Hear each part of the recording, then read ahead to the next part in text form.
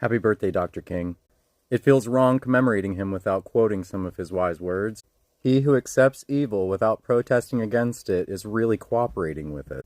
I've seen social media posts saying that if MLK were alive today, that they have no doubt in their mind they would be close friends with President Trump. Two men who risked everything for equality. Two men who were spied on by the government. If I were the Luther family, I would sue for defamation. I shouldn't have to tell you how untrue that is. His legacy, his words, and his wisdom live on to this day as he guides our actions and work to build a more perfect union.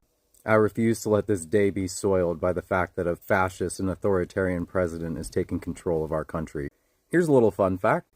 In 1968, a teacher wrote a letter to Charles Schulz after MLK's death, asking if he'd include a black child to be friends with Charlie Brown. In response, Schulz created Franklin, and his company nearly fired him, but he insisted and changed comics forever. MLK dreamt of a world without poverty, racism, and war.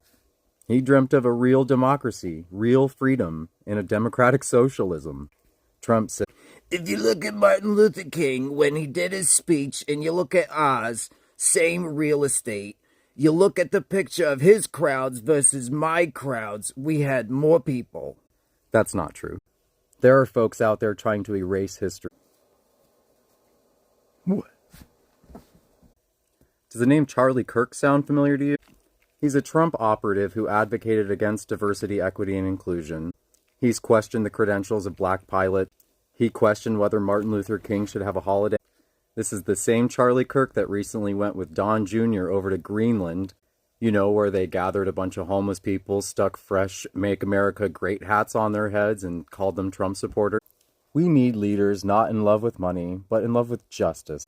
Not in love with publicity, but in love with humanity. Does the name Curtis Yarvin mean anything to you? Pretty sure it's where J.D. Vance and Peter Thiel get a lot of their ideas from.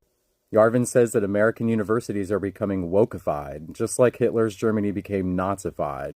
He cites the myths of George Floyd and Martin Luther King as examples. Republicans love the line, "Let us judge by the content of their character and not by the color of their skin." They use this line to get away with whitewashing a lot of our history.